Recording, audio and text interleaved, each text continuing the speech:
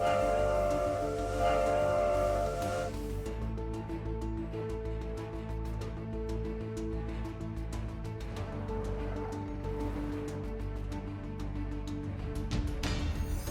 and welcome back to the Steampunk Saga. So we've been away from the colony here for a long time now, and while we've been gone, I've been slowly building and decorating this place.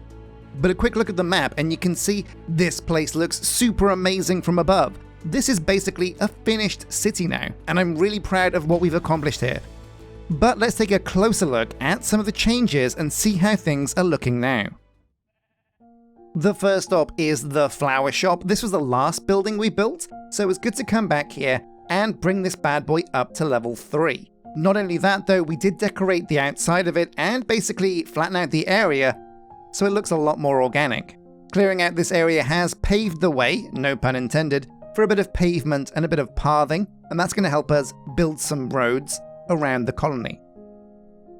But before we do that, I wanted to come over here to the back. We were going to build a train station here, so guess what?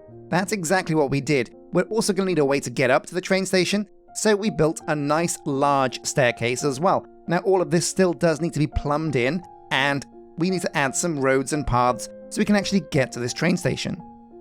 But it's nice that we finally have a second place for our train to stop now. So step number 1, of course, was to put down some pathing. I just wanted to use a shovel on the dirt here to create some pathways because it's nice, simple, easy, and cheap. You can also see some saplings down there. They took a while to grow, but they eventually did. Now this is a bit of a forest in the middle of our colony, but you know what? I think it does look really good. Nature and trees add so much. And you can see here on the flyby, yeah, oh man, it is really nice to be able to come through the colony and have a bit more of like a chill, quiet, down-to-earth, back-to-nature area.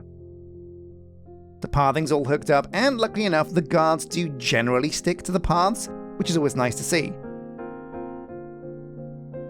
We've used fences, and I love the way they kind of bridge on the corners there. That looks super cool. We've also used oak leaves and, of course, roses, because that's the recurring theme around the colony. They make great decoration as hedges and flower beds.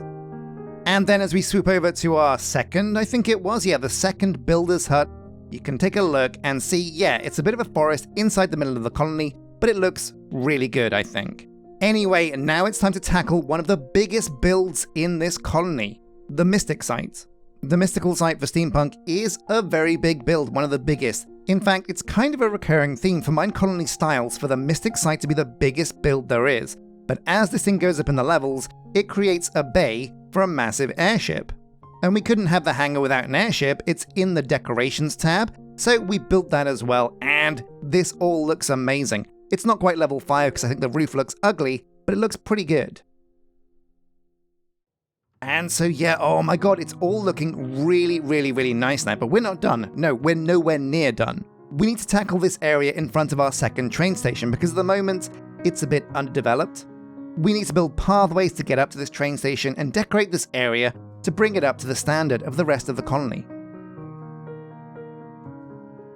So that's exactly what we've done. You can see here there are paths now for some flower beds, some oak logs, and those amazing steel girders from Create that have come together to decorate this area. We've also finished up the graveyard up there.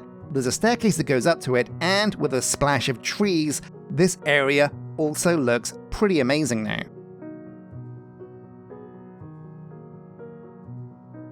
Yeah, I'm very happy with how this looks. Let's keep going. So now it's coming over to the middle of the colony, kind of like the front, and we built the plantation up there and the enchanter's hut, but they're super bare bones. They need to get upgraded. So we took them up to level 4. They both look amazing. Added some decoration, some logs and some stairs here and there, but also filling in the background with those fir trees has really helped bring up the background of the colony, and those buildings look really cool in front of those trees as a backdrop. Now, of course, one area I was keen to give a lot of attention was the area in front of our mine complex.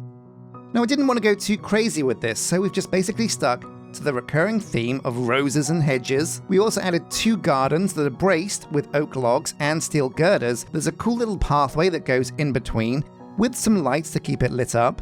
And at the middle of each of those gardens is a pond And here we go, yeah. So it's time to take a step back and take a look at the colony from orbit. Well, not really orbit, we're kind of like high in the sky. Close enough to orbit, yeah, sure. But yeah, the colony looks really cool from above. Could it stand to have a few more trees here and there? I think, maybe, but maybe not. You've got to be very careful with trees because you can get into a bit of a habit of using them to cover everything up. But yeah, the whole area looks really, really, really cool now. All of the big, important buildings that we want and need are up to at least level 3, with some being level 4.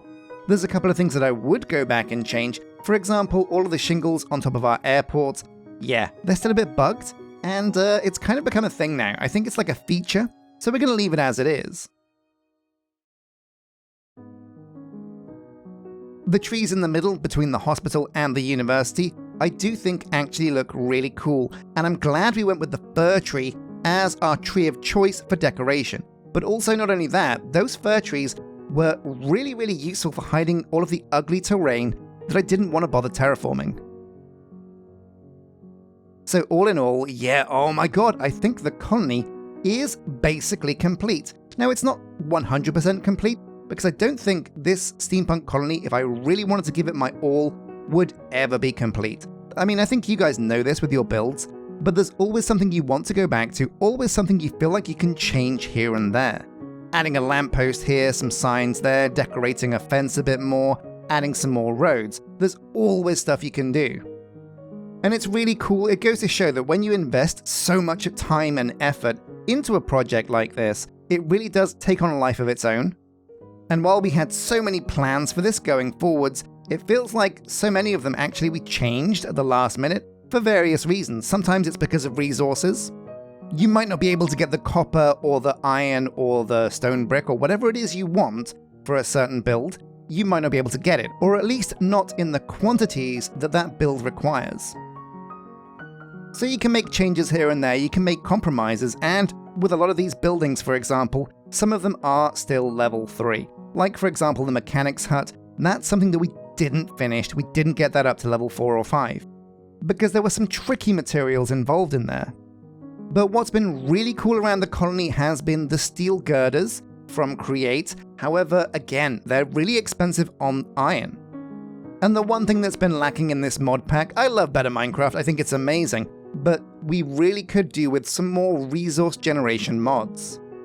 It's been fun to mess around with Create, and there's a lot of cool stuff in Create, and we had some fun, but getting certain materials was really tricky.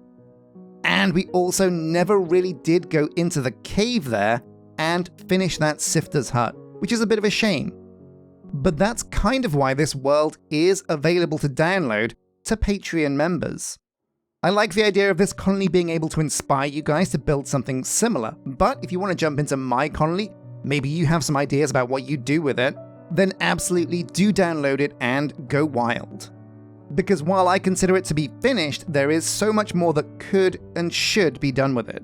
In fact, speaking of things we should finish, what about the hospital? Yeah, the hospital was a very important building for steampunk. In fact, I'd say it's one of the better looking buildings for steampunk style, so I did want to come back and bring this up to level 4 before we finished. I couldn't get it to level 5 because the materials were just nuts. But at level 4, it still looks really cool and it's a big improvement.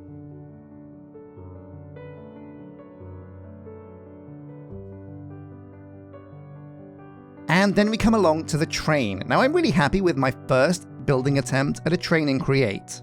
I don't think I did that bad a job. However, within the community we had a bit of a competition to see if I could get some members of our Discord to try and build their own version of trains. And we've put that train over here in the colony. So a big thank you to Olaf, who was the winner, and he built this amazing train. Black and gold with a coal cart and a passenger cabin. It looks really cool. So a massive thank you to him and everybody else who took part.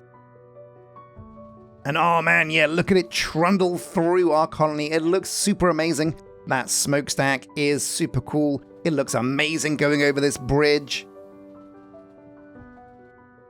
Zipping around the colony at the speed of sound. Very cool. And I think this train really does breathe a little bit of life into the colony as well.